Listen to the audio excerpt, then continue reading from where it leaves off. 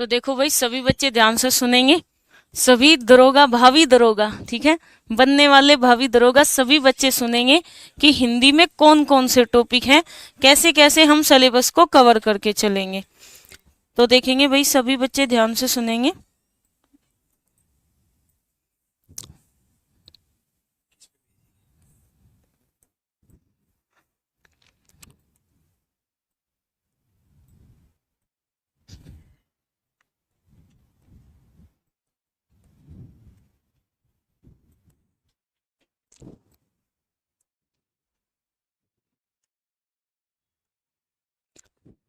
तो देखो भाई, हिंदी को मैंने 3 भागों में बांटा है, ताकि आपको हिंदी में आप 5 से 6 मिनट में 40 में से 40 क्वेश्चन करके आओ। इसको हटाओ जल्दी। ठीक है। तो देखो, ये सिलेबस है हिंदी का। हिंदी को मैंने जो बांटा है वो 3 भागों में बांटा है भाई, कि हम हिंदी को भाई 40 नंबर है, आपके कंधों पर 2 स्टार आएंगे। तो हिंदी को हम कैसे बांटेंगे? देखो, पार्ट वन में मैं आपको क्या पढ़ाऊंगी? व्याकरण पढ़ाऊंगी।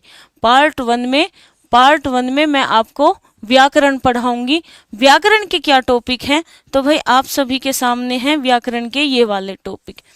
तो जैसे आप सभी देखेंगे, वर्ण विचार, संज्ञा, लिंग, वचन, सर्वनाम, विशेषण, क्रिया, कारक, काल, अवयव, वाच्य, ये सभी देखो, सीधा सीधा क्वेश्चन पूछा जाता है कि शब्दों का निर्माण कितने प्रकार से होता है। तो मैंने टॉपिक का नाम संधि, समास, उपसर्ग, प्रत्यय ना लिखवाकर क्या लिखाया है? शब्द निर्माण। क्योंकि सीधा सीधा पूछा जाता है कि शब्दों का निर्माण कैसे होता है। तो शब्दों का निर्माण भाई संधि से, समास से, उपसर्ग से और प्रत्यय से होता है। तो शब्द निर्माण में हम 4 टॉपिक को कंप्लीट करेंगे। फिर आती है वर्तनी, वाक्य और वाक्य शुद्धिकरण। तो ये था पार्ट वन में आपको 16 टॉपिक कंप्लीट कराए जाएंगे।